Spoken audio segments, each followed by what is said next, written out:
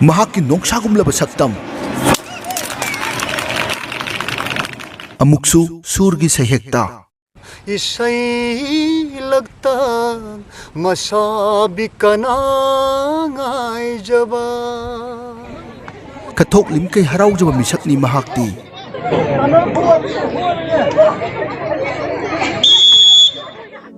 mahaki mapok numit 2 October masamaki khwaidagi awaba numit chu oiki mahaki mapabungsu 2 October da pokhi apokpana aroibi yahip tankiba numit chu 2 October ni asumna masagi mapok numit khudingi sakhen numit oiduna ngasi phawba lakli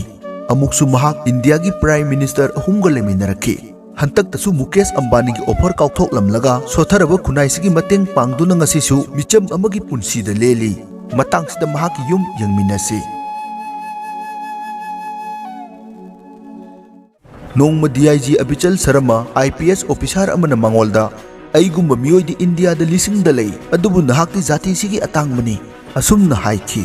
pumnamak sigi mathakta mahak kathokpada Lamyanba Hijam Irabot ki magul haipet chenba saban murti manabagi mathakta sana khonaba amadi kalada Lamyanba gi mami chaungna tai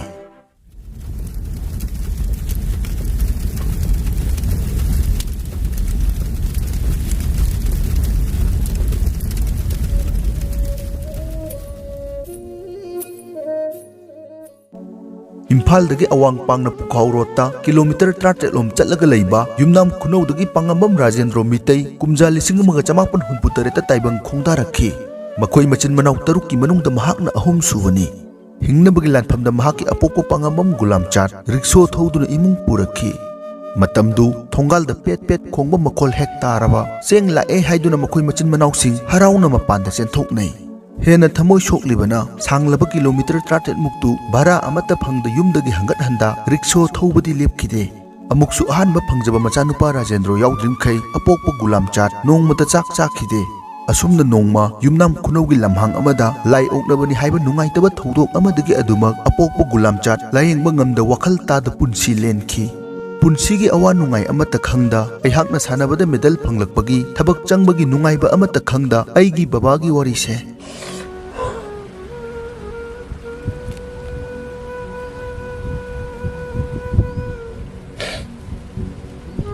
Thamoi kaina kapchakhi 2 October da taibang khongtar ki apokpo Gulamchat kumja 2008 2 October da taibang pal thadokhi matamdu dagi ningba kairaba Rajendro mahak masagi mapok numit khuding sara henduna lakli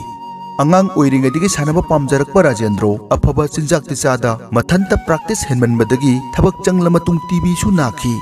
henna pukning nungsiribadi TV thungna kumja 2002 Kolkata gi Taekwondo National Championship ta champion oiduna South Korea da international chatpagi offer phanglammi asumna yumnam khunau club ki president secretary na miyam gi mateng dagi lupa 1938 Korea khongchat ki damak mangol da khusinnabi ki matang sida hena pukning nungsiribadi South Korea chatpagi train journey manungda Rajendro yam kanna favor tawki pumnamak namkhaiduna mahak adumak South Korea yauki malem gi thakta silver medal puduna halakhi Pangambam Rajendro kumja 1983 da Taekwondo black belt phangduna ing kumja 1988 da SSB changkhi kumja 2008 gi SPG offer phangduna sub inspector oina chahi 12 leiramla matung 2018 da voluntary retirement lawkhi Rajendro gi punchi wari da SPG gi wari kanthokuna chatpa yaroi Special Protection Group haibasimak Prime Minister gi Special Security oibana paramilitary force singdagi afabasing khangatpani adubu Indian history da ahanba oina numit 8 nikak mathanta SPG training phangla matung SPG gi trainer oiki maraksida active service khudingmaktagi khwaidagi sathiba training si SPG ni haiba yai tha mari gi training manungda numit 8 ni chupna tumhanda jungle training tawhalli masi SPG gi oina ngamdabasu yade amuksu chahi tarukak leifam thokpa SPG da mahakti India gi ahanba oina chahi 16 leiduna Prime Minister gi foreign visit ayamba saruk yakhi pumnamaksigi mathakta kumja 2018 amadi 2035 best in top best trainer amadi best training instructor gi award su phangki duty manung loaded gun sisinaba yaba satpu satkraba adumak kapa maduni SPG amuksu PM gi close security oirubana thabaktagi pothara phawba matam chuppada intelligence kiyana yengsinduna ta laigani satpu satkradi kapa dum ate ate mafamdadi nangna exam tha matamda 50% phangadi pass tawga haida ada nawanda maru tara pibase maru tara ma dum panga dawni ꯑꯩꯈꯣꯏ ꯂꯩꯀꯥꯏ ꯑꯍꯟꯈꯩꯅꯕꯀꯣ ꯐꯥꯒꯤ ꯑꯣꯏꯀꯣ ꯃꯁꯤꯅ ꯑꯊꯤꯕꯣꯡ ꯆꯥꯅꯤꯡꯉꯥꯏꯗꯤ ꯂꯩꯇꯅ ꯀꯥꯎꯔ ꯃꯤ ꯊꯤꯜꯂꯤꯃꯦꯅ ꯄꯪꯆꯦꯟ ꯆꯦꯜ ꯇꯧꯔꯤꯁꯦ ꯇꯤꯚꯤꯅ ꯁꯤꯗꯅ ꯇꯣꯛꯇꯔꯒ ꯍꯥꯏꯁꯤꯀꯣ ꯍꯥꯏꯒꯨꯅ ꯃꯤꯑꯣꯏꯕꯅ ꯍꯥꯏꯅꯕꯁꯦ ꯑꯩ TV ꯑꯗꯨꯝ ꯊꯨꯡ ꯍꯤꯠꯂꯔꯅ ꯖ꯭ꯌꯨꯁ ꯍꯥꯏꯕ ꯖꯥꯇꯤꯁꯦ ꯂꯥꯛ 60ꯒꯤ ꯃꯊꯛꯇ ꯍꯥꯠꯈ꯭ꯔꯤꯕꯀꯣ ꯂꯥꯛ 60ꯒꯤ ꯃꯊꯛꯇ ꯍꯥꯠꯈꯤ ꯂꯣꯏꯕ ꯉꯝꯗꯦꯕ ꯃꯤꯇꯩꯅ ꯀꯨꯀꯤ ꯍꯥꯠꯇꯅꯁꯨ ꯂꯣꯏꯕ ꯉꯝꯃꯣꯏ ꯀꯨꯀꯤꯅ ꯃꯤꯇꯩ ꯍꯥꯠꯇꯅꯁꯨ ꯂꯣꯏꯕ ꯉꯝꯃꯣꯏ ꯕꯠ ꯍꯤꯠꯂꯔꯅ ꯖ꯭ꯌꯨ ꯍꯥꯏꯕ ꯖꯥꯇꯤꯁꯤꯗ ꯌꯥꯗꯦ ꯍꯥꯏꯕ ꯑꯃ ꯈꯪꯍꯟꯈꯤꯕꯗꯣ ꯑꯗꯨꯃꯥꯏꯅ ꯌꯥꯗꯦ ꯍꯥꯏꯕ ꯑꯃ ꯈꯪꯗꯣꯛꯅꯕ ꯑꯃꯗꯤ ꯗꯔꯀꯥꯔ ꯂꯩꯔꯦ ꯍꯥꯏꯕ इंडिया प्राइम मिनिस्टर अहुमग लोइनरक्पा राजेंद्रो न असुमना हाय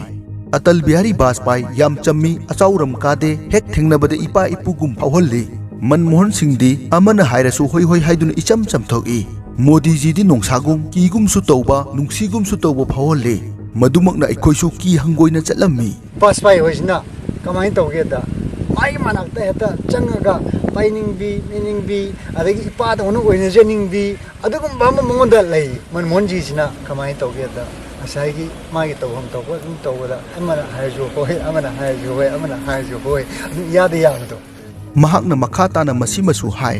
अयहाकी पिकलबे इमुंगसी याम इनाक खुनबे इमुंगनी मसीगी मरमदी अयहाक अमदी अयहाकी इचानुपा अनिमक मपुगी थौजालदगी पोकपदगी असोइबा थोइदोकना यावरक्ते अयहाकी लोइनबी पांगमम ओंबी इरोम सोबिता लैमगसु वखल तिनदुना नोंमत खतना चैनदे अई पाखन खनना लैरिबा अदगी अई युमलै करेसदी अई यम लायरबा नुपा अमनेबा अदो अवारपनसु थल्लेबा अदुबो अईगी थमोइसिददी अईमोंदगी हेन इनाक खुनबा नुपा मोलैते संसारसिदाना अई खल्लिनेबा अदो अईना ngasi ina khunbane haije si maram di kainoda imana ipana ai pokpi bang tamda khong khot mit na ri phibam murti sumna imana ipana pokpi rami ai yum pal matung da ai isa isu su sara na da ta na adi tek ta kai da na tinjang laising da na hingi masi sangsar da khoi gi ina khunma makhal amane तसेंगनमक राजेंद्रो की लोइनबी सोबिता मैतै नुपीगी मगुन फजना चेनबा मपुरोइबगी थबक खुदिंगदा चाउना मतेंग पांगलिबा युंगबुरेंबिनी राजेंद्रो न हौगलकलिबा लमदमसिगी नहारोलसिंगदा अखन्नना नुपीसिंगदा physical इंडुरेंस अमदि सरित छरा ताकबा मतमदा महाकी लोइनबी पुदुना demonstration तौबा Kayani पुमनमक्सिगी मथक्ता राजेंद्रो ngasi पाखंग फारबा मचाग पुन्ना चाक पुखम अमतदा नुंसीना चामिनरी राजेंद्रो मीगी असोइबा उबा यादे हेक्ता हाइगल्ली महाकना हाइफेट नोकलगा अईगी lyric Qutub लक्सी तंबा ओइना थोखिद्रे तंबा ओइना थोखरे मसागी अचेतपा principal लेजबना ngasi फावबा निसा अमता सिजिनदा हक्चांग फना लेरी अयुक अंगनब खुदिंग लमजेल अमदि साजेल तौदबा नुमित याउदे मतांगसिदा महाकना साजेल तौरिङै थेंगनरपा पाउदम खरा साले पजिरा ओजा service तगी पोथारबा अदुजु SPG गुम्बा service तगी पोथारबा मी अमना करी करी चेक्सिन थौरांग लौबने सर्विस ते पोथारबा मतुंगसिदा मियोय बसिंगसिना मसा खंगजाव जावखलपगुम्बा बीपी गुम्बा लेहलपा अरेगी कई हानि लेना मखल में हम पोलेसे मरम कईनोदा अखोना यामना एक्टिव सर्विस तौरंबा अदगी फिजिकल एक्टिविटी हार्ड वर्क तौरंबा खंगलेप लेप्सनसे मसिगी साइड इफेक्ट्स याम लेबा एग्जांपल आइना चाही तारा संगना सानाबसे तोके हाय तारगदी चाही तारा मगे संगदौनेबा अदु आई चाही नॉर्मल लाइफ तो हलक्तनेबा अदु आई इसागे दमतदी कमाइन तौगेदा हुजिक 1978 तगी सानाबा हरपदुना एक्टिव सर्विस त लेरे लाइफ तस्ट याम थेंगनागरे नको थेंगनागरे सर्विस त लेरो मतुंदा आई एसपी दे पोथारबा मतुंसिदा आई रूटीन वर्क से कमाइन तौगेदा नोमगी आई सी किलोमीटर मंगा मुसी अखोइगी वर्क तौबा हाइतारे होय अदुगा था मगी मनुंदा युना खुदों लगी स्माइल सगोन मांग अदेगी कईबी तरे खुन गाना सोम लाइबा रिंग रोड से 30 किलोमीटर ने 30 किलोमीटर से था मगी मनुंदा ए अमुमुक सेले अदु मतुंदा स्ट्रेसिंग तौबा स्ट्रेसिंग नमुना हाइवेट उलुरा आई सही जी उसे कना सोरे को आई ब्रेक तला के को सही यांखै निपान सोरे आई सही मतंग सिदा इन सिंग अमिसे नुक्तिगी सुम तौहिबगी नेबा अदुगा सिगी पोजिशन सिदैदा आइनु लोंग नमु सान तारागा सि तारागा सि खोंगसि सेम सुमान थांगाख्रागा अदगी सुमानगा थांगापंगंबा को सि नुखुरिगी तौबंगा मिनेबा हाय सि तारागा तोहरकिबा अदगी सि ताहल लैतु ताहिजो ओजा ओजाना हाइबिगिबा मतमदा मफमजे ओजागी चाइल्डहुड मेमोरीज मयाम लेबा ओजागा ओजागी पुंसिरोलगा याम तना थानाबा यादबा मफम मोइना ताकपिगी कमाइना तौबनो ओजा हाइपेतंग हाइबियो याम पुनिनुसिबा वानी हाइबसी आइगी पुंसिगी पुंसिरोलदा आइगी पुंसिदा ꯇꯠꯅꯕ ꯊꯥꯅꯕ ꯌꯥꯗ꯭ꯔꯕ ꯃꯐꯝ ꯑꯃ ꯑꯣꯏꯕ ꯑꯗꯨ ꯑꯩꯒꯤ ꯄꯨꯛꯅꯤꯡꯁꯤꯅꯁꯨ ꯂꯥꯞꯊꯣꯛꯎ ꯁꯨꯡꯌꯥ ꯌꯥꯗꯕ ꯑꯗꯨꯒ ꯑꯩꯅ ꯑꯉꯥꯡ ꯑꯣꯏꯔꯤꯉꯩ ꯃꯇꯝꯁꯤꯗ ꯁꯣꯝ ꯂꯥꯏꯊꯣꯛ ꯈꯣꯏꯔꯤ ꯐꯥꯕꯒꯤ ꯖꯒꯥ ꯁꯣꯝ ꯅꯥꯀꯟꯁꯤꯗ ꯎꯒꯤ ꯃꯔꯛꯁꯤꯗ ꯂꯝꯄꯥꯛ ꯃꯆꯥ ꯑꯃ ꯂꯩ ꯃꯁꯤꯗꯩꯗ ꯑꯩ ꯑꯣꯖꯥ ꯑꯃꯅ ꯑꯩꯈꯣꯏ ꯁꯤ ꯑꯍꯨꯝ ꯑꯁꯤꯗ ꯇꯝꯕꯤꯔꯝꯃꯤ ꯑꯗꯨꯒꯤ ꯃꯇꯨꯡꯗ ꯑꯩꯅ ꯈꯔ ꯆꯥꯎꯔꯛꯑ ꯃꯇꯨꯡꯗ ꯉꯁꯥꯏꯒꯤ ꯇꯥꯏꯀꯣꯟꯗꯣꯒ ꯁꯥꯟꯅꯔ ꯃꯇꯨꯡꯗ ꯂꯥꯏꯅꯤꯡꯊꯧ ꯄꯨꯊꯤꯕꯒꯤ ꯉꯁꯥꯏꯀꯣ ꯁꯤ ꯁꯨꯃꯥꯡꯁꯦ ꯁꯤꯗꯩꯗ ꯑꯉꯥꯡ ꯀꯨꯟꯊ꯭ꯔꯥ ꯅꯤꯐꯨꯒ ꯇꯧꯗꯅ ꯑꯩꯅ ꯁꯤꯗ ꯑꯉꯥꯡ ꯁ꯭ꯀꯨꯜ ꯍꯥꯡꯗꯅ ꯈꯣꯠꯇꯅ ꯇꯧꯏ ꯑꯗꯨꯒ ꯁꯤ ꯃꯐꯝꯁꯤꯗꯩꯗ ꯑꯩꯈꯣꯏꯅ ꯃꯃꯥ ꯃꯇꯝꯗꯕꯨꯗꯤ ꯁꯟ ꯁꯦꯟꯕ ꯀꯥꯏꯅ ꯆꯠꯅꯔꯝꯃꯦꯀꯣ ꯃꯗꯨꯗ ꯁꯟ ꯁꯦꯟꯗꯅ ꯑꯗꯒꯤ ꯁꯤꯗꯩꯗ ꯁꯟ ꯆꯦꯟ ꯆꯣꯡꯅ ꯁꯥꯟꯅꯗꯅ ꯑꯗꯒꯤ ꯁ꯭ꯄꯣꯔꯠꯁꯃꯦꯟ ꯑꯃꯅ ꯁꯤꯗꯒꯤ ꯁꯤ ꯖꯒꯥꯁꯤꯗ ꯑꯃꯨꯛ ꯍꯧꯔꯛꯄ ꯍꯥꯏꯇꯥꯔꯦ ꯑꯗꯨꯅ ꯑꯩꯒꯤ ꯄꯨꯟꯁꯤꯁꯤꯗꯩꯗ ꯑꯗꯩ ꯁꯥꯟꯅꯕ ꯍꯥꯏꯕꯁꯤꯃ ꯑꯃꯨꯛ ꯁꯥꯟꯅꯔꯝꯗ ꯇꯥꯔꯒꯗꯤ ꯑꯩꯒꯤ ꯄꯨꯟꯁꯤꯁꯤꯅ ꯑꯩꯈꯣꯏꯒꯤ ꯀꯩ ꯍꯥꯏꯅꯤ ꯑꯩꯅ ꯆꯠꯆꯔꯤꯕ ꯆꯦꯟ ꯆꯣꯡꯖꯔꯤꯕ ꯇꯧꯖꯔꯤꯕ ꯑꯩꯈꯣꯏꯒꯤ ꯄ꯭ꯔꯥꯏꯝ ꯃꯤꯅꯤꯁꯇꯔꯒꯤ ꯁꯦꯀ꯭ꯌꯨꯔꯤꯇꯤ ꯑꯣꯏꯅ ꯂꯩꯖꯔꯝꯃꯤꯕ ꯑꯗꯒꯤ ꯐꯣꯔꯦꯟ ꯀꯟꯇ꯭ꯔꯤꯁꯤꯡꯗ ꯆꯠꯂꯨꯕ ꯈꯣꯠꯂꯨꯕ ꯃꯇꯝꯁꯤ ꯃꯌꯥꯝꯁꯦ ꯑꯩꯒꯤ ꯁꯤꯒꯤ ꯖꯒꯥꯁꯤꯗꯒꯤ ꯍꯧꯔꯛꯈꯤꯕꯅꯦꯕ ꯑꯗꯨꯅ ꯁꯤꯗꯒꯤ ꯉꯁꯥꯏꯒꯤ ꯁ꯭ꯇꯦꯞ ꯑꯃ ꯍꯧꯔꯤꯕꯅꯤꯅ ꯑꯩꯁꯦ ꯃꯁꯤ ꯑꯗꯨꯝ ꯇꯠꯅ ꯊꯥꯅꯕ ꯌꯥꯗꯕ ꯑꯩ ꯄꯨꯛꯅꯤꯡꯁꯤꯗ ꯂꯥꯞꯊꯣꯛ ꯁꯨꯡꯌꯥ ꯌꯥꯗꯕ ꯑꯩꯅ ꯗꯤꯜꯂꯤꯗ ꯆꯍꯤ 34 ꯂꯩꯕꯁꯦ ꯅꯣꯡꯃꯇ ꯗꯤꯜꯂꯤꯒꯤ ꯃꯪꯗꯦꯕ ꯑꯗꯨꯒ ꯂꯥꯏꯅꯤꯡꯊꯧ ꯄꯨꯊꯤꯕꯒꯤ ꯑꯗꯒꯤ ꯑꯩꯒꯤ ꯈꯨꯡꯒꯪ ꯅꯨꯡꯁꯤꯕ ꯈꯨꯡꯒꯪꯁꯦ ꯁꯤꯒꯤ ꯃꯪꯈꯛꯇ ꯃꯪꯉꯦꯕ ꯅꯤꯡꯁꯤꯡꯕꯗ ꯁꯤꯗ ꯅꯤꯡꯁꯤꯡꯉꯦꯕ ꯑꯗꯨꯅ ꯑꯩꯅ ꯂꯥꯏꯅꯤꯡꯊꯧ ꯄꯨꯊꯤꯕꯗ ꯑꯩꯅ ꯂꯥꯞꯅ ꯈꯣꯏꯔꯝꯖꯩꯁꯦ ꯑꯇꯩ ꯅꯠꯇꯦꯕ ꯑꯩꯅ ꯅꯁꯥꯏꯒꯣꯜꯗ ꯆꯥꯎꯔꯛꯈꯤꯕꯅꯤ ꯄꯨꯟꯁꯤꯒꯤ ꯈꯣꯏꯔꯤ ꯅꯥꯎꯈꯣꯝ ꯇꯥꯈꯤꯕ ꯖꯒꯥꯁꯤꯗ ꯅꯆꯥꯒꯤ ꯑꯔꯣꯏꯕ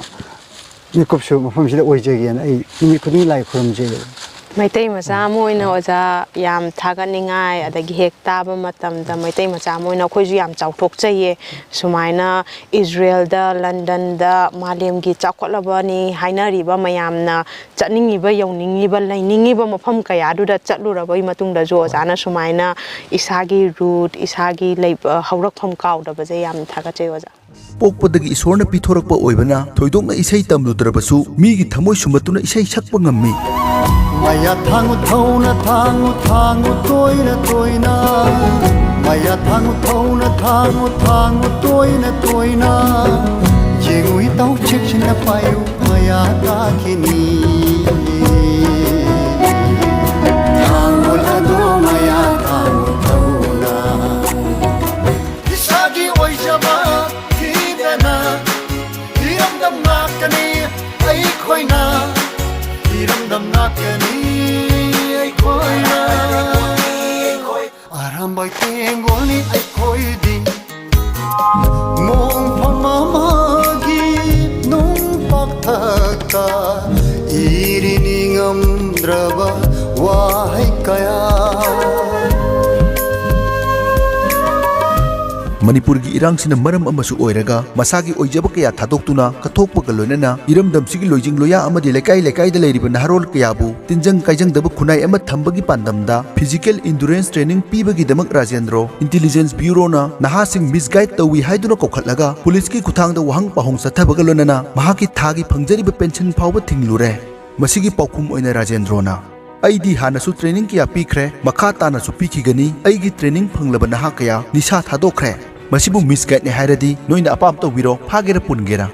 mahaki asengba thamoigi paudam simakna ngasidi athingba amata leikidre asumna Lamyanba Hijam Irabot ki Liklam da ngaujaduna sotharaba khunai sigi angamba honajariba Rajendro tabada nungai tabo wahiga loinana mahaki piklaba oil pump asida lakliba angamba kayagi senkhai tumkhai mawong sida mahakna kathokjariba amadi kathoke khanjariba mayamdu khanjaraga amuk pukning yam puksinbasu yaudaba natte Oja mafam je Lamyanba Hijam Irabot na Manipur manungda mayamgi oiba mifam singi bada mayamgo unagi baje mafam jina iroi loibo oina unaramaga muk Burma da chakibane na taje kamaina tawno mafam je kitang kupna haibiyo Hijam khoigi nyata Irabot na Lamyanba khoigi Irabot sina khoigi Manipur si mamalai bakshi thadoga chatkigadaba ango sing sangana si power chatkigadaba matam sideida अखोई मणिपुर की अरोइब मिफम mama सिगी सिंग मथक्से सि community hall लेबसी सिगी मथक्सेदैदा अखोई अरोइब मिफम जि फमगी है अदि मतमदुदा सेक्टादगी कैबीदगी तरेखुलदगी पुखाउदगी सुमाइना सोम माइकै सिगी अवांगसिंग सिगी अदमाइन तरोगा पुनसिलगा अपुन मिफम mama मफम सिदा अरोइब मिफम mama फमबा मतुंदा माना मणिपुर थादोखी हाइबे वारि समलपा लेबिबनी अदुदा आइसु खंगजावबनी यामना नुक्सीबदे याम हिस्टोरिकल ओइबसे याम कोइदा अहौबा अमगा ꯑꯔꯣꯏꯕ ꯑꯃꯒ ꯁꯤꯅꯦꯕ ꯑꯗꯨꯒ ꯁꯤꯒꯤ ꯖꯒꯥꯁꯤ ꯎꯔ ꯃꯇꯨꯡꯗ ꯑꯩꯈꯣꯏꯅ ꯁꯣꯝꯗ ꯀꯝꯃ꯭ꯌꯨꯅꯤꯇꯤ ꯍꯣꯜ ꯑꯃ ꯂꯩꯕꯁꯦ ꯃꯁꯤꯗ ꯐꯪꯁꯟ ꯑꯃ ꯃꯌꯥꯝ ꯑꯃ ꯇꯧꯕ ꯌꯥꯝꯗ ꯍꯥꯏꯗꯤ ꯃꯁꯤ ꯑꯩꯈꯣꯏꯒꯤ ꯂꯝꯌꯥꯟꯕꯁꯤꯒꯤ ꯊꯧꯔꯝꯁꯤꯡꯗꯩꯗ ꯃꯔꯤ ꯂꯩꯅꯕꯁꯤꯡꯗꯩꯗ ꯃꯗꯨꯒꯤ ꯐꯪꯁꯟ ꯇꯧꯅꯕꯒꯤꯗꯃꯛꯇ ꯁꯥꯔꯝꯃꯤꯅꯦꯕ ꯃꯁꯤ ꯌꯥꯝ ꯐꯖꯅ ꯅꯤꯡꯊꯤꯖꯅ ꯁꯥꯔꯝꯕꯁꯤ ꯎꯕꯗ ꯑꯩꯈꯣꯏꯒꯤ ꯈꯨꯟꯗ꯭ꯔꯥꯛꯄꯝ ꯀꯦꯟꯗ꯭ꯔꯒꯤ ꯑꯩꯈꯣꯏꯒꯤ ꯑꯣꯅꯔꯦꯕꯜ MLAꯁꯦ ꯁꯤꯁꯨ ꯑꯩꯅ ꯌꯥꯝ ꯊꯥꯒꯠꯆꯩ ꯅꯦꯆꯔꯦꯜꯁꯤꯗ ꯑꯩꯗꯤ ꯉꯥꯎꯖꯩ ꯍꯥꯏꯕ ꯇꯥꯔꯦ ꯑꯗꯨꯕꯨ ꯀꯃꯥꯏꯅ ꯇꯧꯒꯦꯗ ꯃꯅꯤꯄꯨꯔꯗ ꯄꯣꯛꯆꯕ ꯑꯩꯁꯦ ꯈꯣꯏꯔꯤ ꯅꯥꯎꯈꯣꯝ ꯇꯥꯕ ꯑꯩꯁꯦ ꯃꯅꯤꯄꯨꯔꯗ ꯌꯥꯝ ꯀꯨꯏꯅ ꯂꯩꯕ ꯐꯪꯉꯨꯗꯕ ꯁꯦꯟꯇ꯭ꯔꯦꯜ ꯁꯥꯔꯚꯤꯁꯇ ꯂꯩꯔꯒ ꯌꯥꯝꯅ ꯀꯩꯅꯣꯗ ꯑꯩꯈꯣꯏꯅ USAꯗ ꯂꯟꯗꯟꯗ ꯔꯁꯤꯌꯥꯗ ꯄ꯭ꯔꯤꯊꯤꯕꯤꯒꯤ ꯃꯐꯝ ꯐꯖꯕꯁꯦ ꯌꯥꯝ ꯀꯣꯏꯕ ꯆꯠꯂꯨꯔꯦ ꯍꯥꯏꯇꯥꯔꯦꯀꯣ ꯑꯗꯨꯒ ꯉꯁꯤꯒꯤ ꯍꯥꯏꯔꯤꯕ ꯖꯒꯥ ꯑꯩꯈꯣꯏꯒꯤ ꯃꯐꯝꯁꯤꯗ ꯂꯩꯔꯝꯃꯤꯕ ꯖꯒꯥꯁꯦ ꯂꯝꯌꯥꯟꯕ ꯑꯩꯈꯣꯏꯒꯤ ꯑꯊꯧꯕꯁꯤꯒꯤ ꯈꯨꯕꯝ ꯑꯃ ꯂꯩꯔꯝꯕꯁꯦ ꯑꯩ ꯄꯨꯛꯅꯤꯡꯁꯤꯗ ꯌꯥꯝ ꯅꯨꯡꯁꯤꯖꯕ ꯑꯃ ꯐꯥꯎꯋꯦ ꯑꯗꯨꯒ ꯑꯩꯈꯣꯏꯅ ꯀꯩꯅꯣ ꯑꯃꯦꯔꯤꯀꯥꯗ ꯀꯣꯏꯕ ꯆꯠꯂꯤꯀꯣ USAꯗ ꯀꯣꯏꯕ ꯆꯠꯂꯤ ꯋꯥꯁꯤꯡꯇꯟꯗ ꯀꯣꯏꯕ ꯆꯠꯂꯤ ꯑꯃꯗ ꯐꯖꯕ ꯎꯏ ꯐꯖꯕ ꯃꯌꯥꯝꯗꯣ ꯎꯏꯀꯣ ꯑꯗꯨꯒ ꯑꯩꯒꯤ ꯄꯨꯛꯅꯤꯡꯗ ꯁꯨꯃꯥꯏꯅ ꯅꯨꯡꯁꯤꯕ ꯃꯐꯝꯗꯤ ꯌꯥꯎꯗꯦ ꯍꯥꯏꯇꯥꯔꯦ ꯃꯅꯤꯄꯨꯔ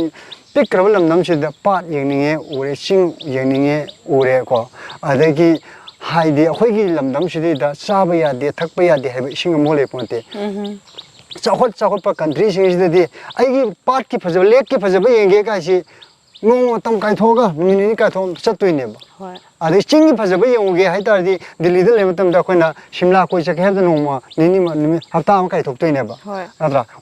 ꯑꯗꯨꯇꯪ ꯌꯦꯡꯅ ꯆꯠꯇꯣꯏꯅꯦꯕ ꯃꯤ ꯑꯃꯒꯤ ꯃꯔꯦꯞꯁꯤ ꯃꯥꯒꯤ ꯂꯝꯁꯤꯒ ꯆꯞ ꯃꯥꯟꯅꯩ ꯍꯥꯏꯅꯩꯕꯀꯣ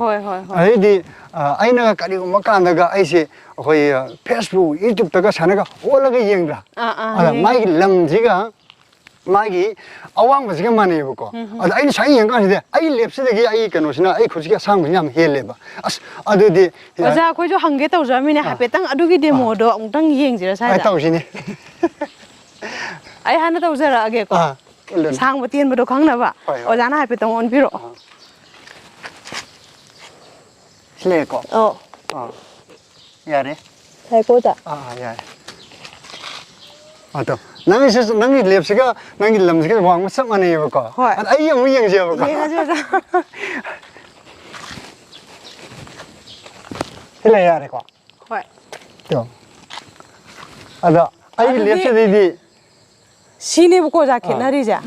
ꯁꯥꯏꯃꯣ ꯍꯥꯏꯁ ꯐꯖꯅꯗꯤ ꯈꯦꯠꯅꯔꯦ ꯑꯗꯨꯗ ꯁꯤꯅ ꯑꯩꯅ ꯈꯜꯂꯤ ꯀꯔꯤ ꯈꯜꯂꯤ ꯈꯪꯕ꯭ꯔꯥ ꯑꯩꯅ ꯃꯉꯣꯟꯗ ꯉꯥꯎꯖꯕꯁꯦ ꯃꯥꯒꯤ ꯐꯤꯒꯔ ꯈꯔꯗꯤ ꯑꯩꯉꯣꯟꯗ ꯄꯤꯕꯤꯔꯝꯃꯖꯥꯠꯅꯤ ꯀꯥꯏꯅ ꯈꯜꯂꯨꯕꯅꯦꯃꯤ ꯑꯗꯨꯒ ꯈꯨꯠ ꯁꯥꯡꯕ ꯍꯥꯏꯕꯁꯤꯗꯩꯗꯤ ꯑꯩꯅ ꯁꯨꯃꯥꯏꯅ ꯂꯝ ꯑꯁꯥꯡꯕꯗꯣ ꯑꯣꯏꯅ ꯈꯜꯂꯨꯔꯦꯕ ꯑꯗꯣ ꯃꯥꯒꯤ ꯈꯨꯠ ꯁꯥꯡꯕꯁꯤꯗꯤ ꯀꯔꯤ ꯍꯥꯏꯔꯝꯒꯦꯗ ꯑꯃꯗꯁꯨ ꯑꯦꯅꯤ ꯁꯪꯁꯊꯥꯟ ꯈꯨꯗꯤꯡꯃꯛ ꯑꯦꯅꯤ ꯍꯥꯏꯁꯤꯅꯤ ꯃꯥꯅ ꯂꯧꯃꯤꯒꯤ ꯁꯤꯟꯃꯤꯒꯤ